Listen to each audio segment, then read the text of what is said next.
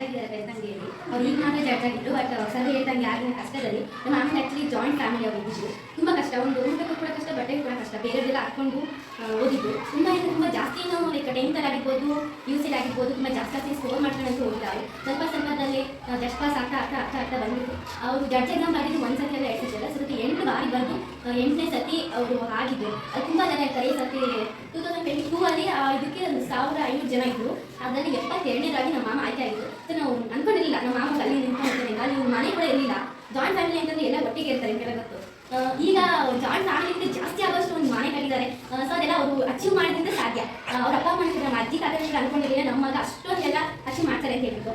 So ಅವ್ರು ತುಂಬ ಕಷ್ಟಪಟ್ಟು ಇವತ್ತು ಅವ್ರು ನೋಡಿದ್ರೆ ಎಷ್ಟು ರೆಸ್ಪೆಕ್ಟ್ ಕೊಡ್ತಾರೆ ಅಂತಂದರೆ ಡಿಗ್ರಿ ಅಕ್ಸೆಪ್ಟೆಡ್. ಬಿಕಾಸ್ ಅವ್ರು ಬಂದರೆ ಕೈ ಮುಗಿಯೋದಾಗಿರ್ಬೋದು, ಅವ್ರಿಗೆ ಒಂದು ಸ್ಟೂಡೆಂಟ್ ಫೋಟೋನೇ ಇರುತ್ತೆ. ಸೊ ಈಗ ಧರ್ಮಸ್ಥಳಕ್ಕೆಲ್ಲ ಹೋದ್ರೆ ನಮಗೆಲ್ಲ ಈಗ ಫ್ರೀ ಬಿಟ್ಬಿಡ್ತಾರೆ. ಅದು ನಾವು ಅನ್ಕೊಂಡು ಹೋಗ್ಬಿಡ್ತೀವಿ. ಬಟ್ ನಮ್ಮ ಮಾಮೂಲಿ ಎಷ್ಟು ಖುಷಿ ಆಗ್ತದೆ ನಾವು ನೋಡ್ಬಿಟ್ಟು ನಾವು ತುಂಬ ಖುಷಿ ಆಗಿರ್ತೀವಿ. ಬಿಕಾಸ್ ಅವ್ರಿಗೆ ಕೂಡ ಧೈರ್ಯ ಆಗಿರ್ಬೋದು, ಮತ್ತು ಅವ್ರಿಗೆ ಕೊಡೋ ರೆಸ್ಪೆಕ್ಟು ನಾವು ಯಾರು ಬೇಕಾದ್ರೆ ತಗೋಬೋದು. ರೆಸ್ಪೆಕ್ಟ್ ಅಂತ ತಗೊಳಕ್ಕಾಗಲ್ಲ, ಕೊಟ್ಟೆ ತಗೋಬೇಕು. ಬಟ್ ಅವರಿಗೂ ತುಂಬ ಚೆನ್ನಾಗಿದೆ ಈಗ.